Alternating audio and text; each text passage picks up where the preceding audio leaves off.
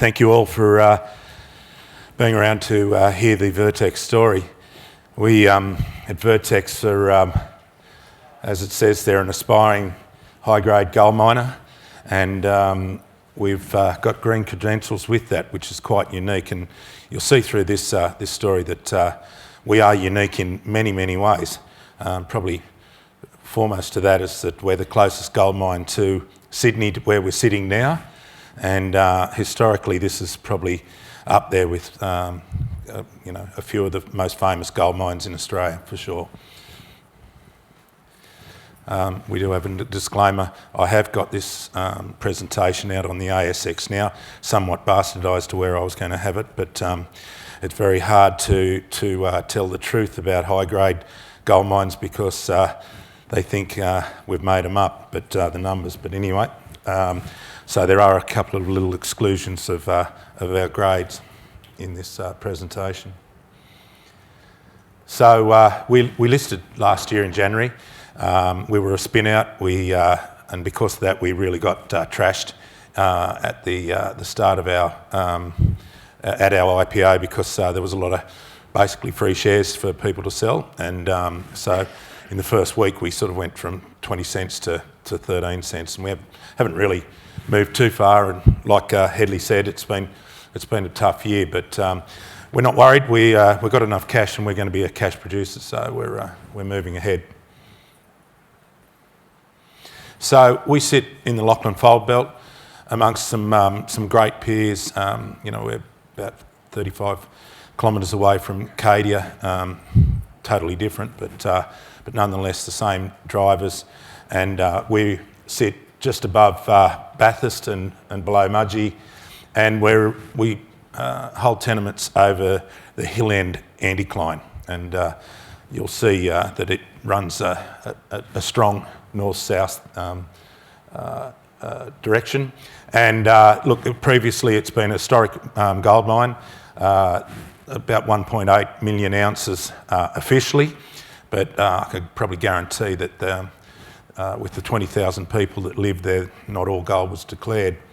And we've got a resource around our latest, well, around where we're going to be mining shortly. And we just released yesterday an exploration target that could have been potentially put into an inferred resource, but we've kept it at an exploration target. But the numbers that have previously been mined at Hawkins Hill is 46,000 tonnes for 435,000 ounces, so that's 309 grams per tonne, 10 ounces a tonne. So this is high-grade territory. We're doing a PFS on the Reward mine that we've been developing or moving towards development. We've got previous work that was done by a previous company that did trial mining. They messed it up a bit, and I could explain why that is, but they spent some $30 million on development, and we've inherited that. So we're a startup. We're fully permitted and ready to go. We've already got teams on the ground at the moment. We are actually producing through stockpiles at the moment.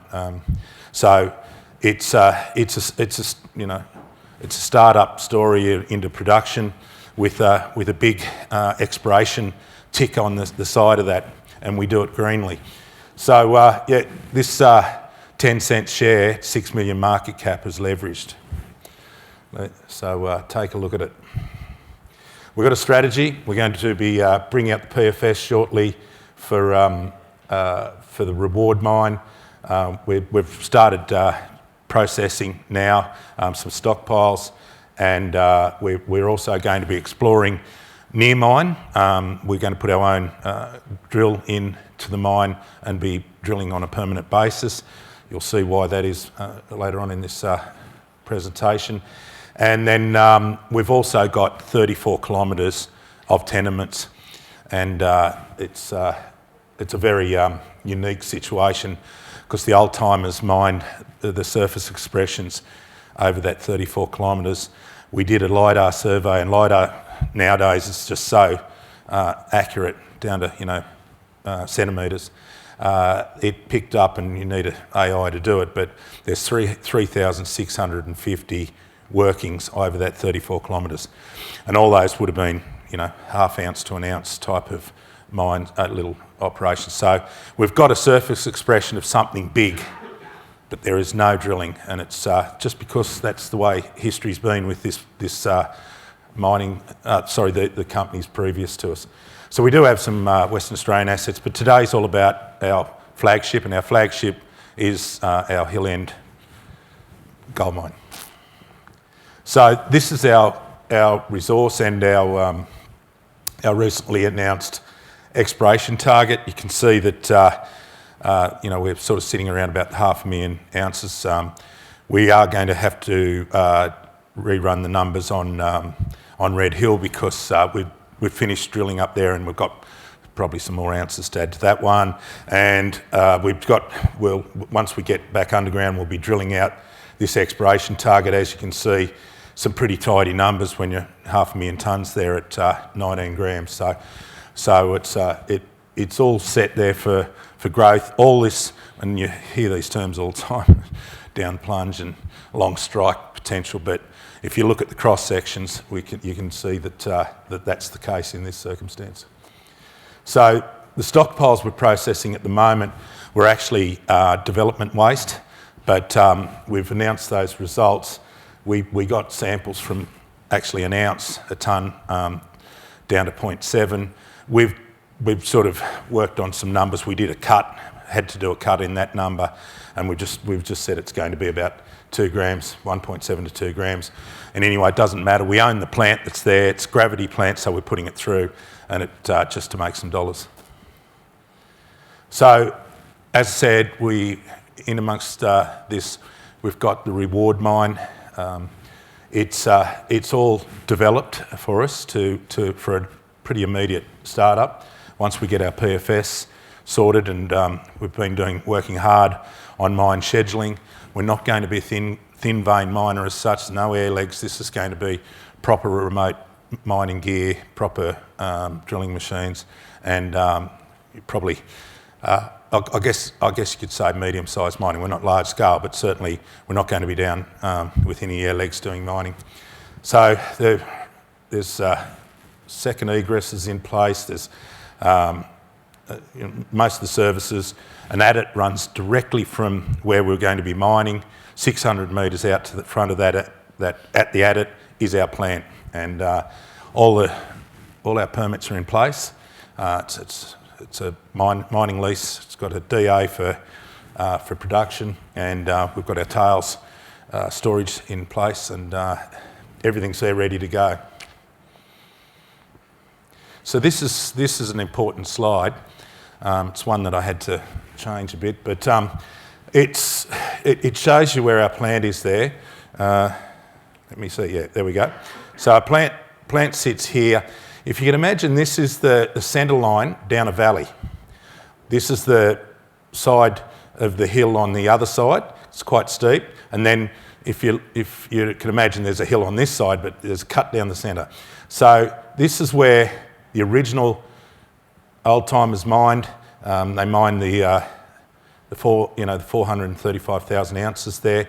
It's all been clearly mined out, but the previous a previous company did quite a bit of drilling and development work in here, and they did a bit of mining, 40,000 tonnes at just over half an ounce, and set all this up, and including the shaft that sits here, this adit that runs all the way out to the plant.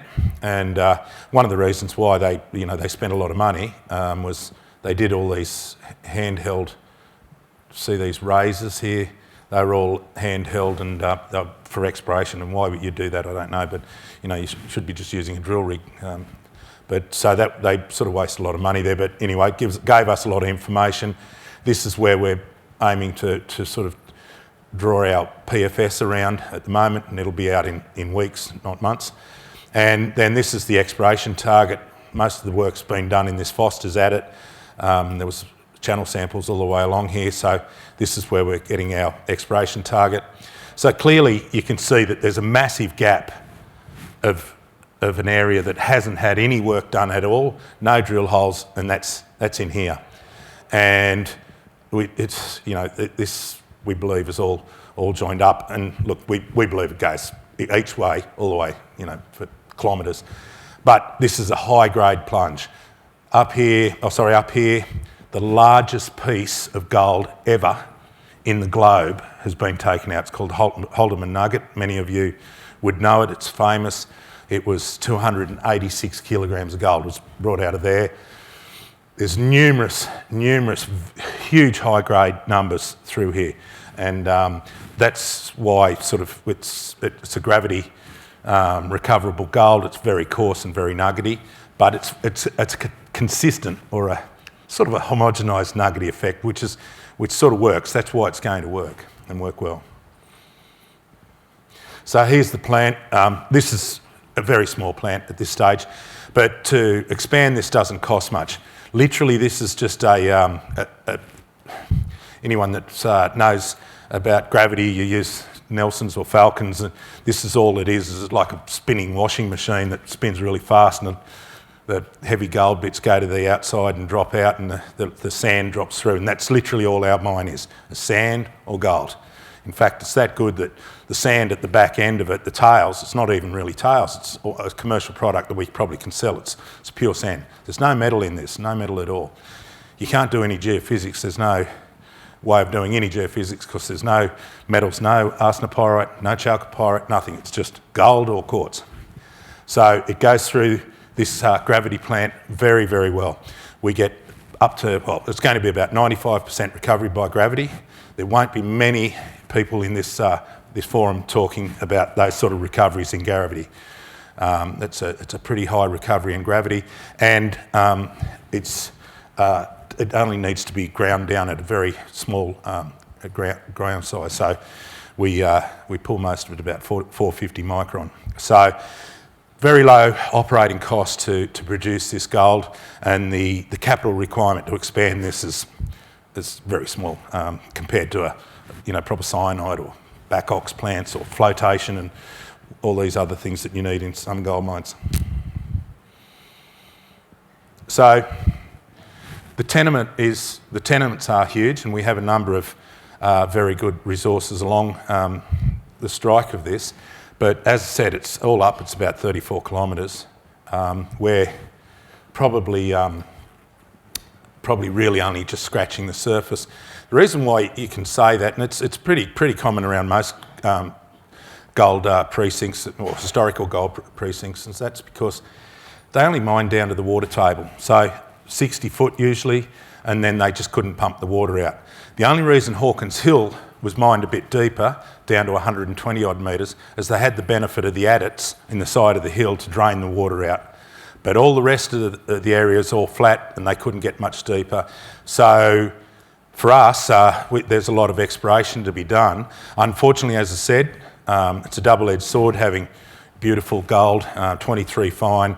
No, it's low sulfidation, so no metals in there. You can't use geophysics. All we can do is drill, or maybe some heavy costining with some large machinery.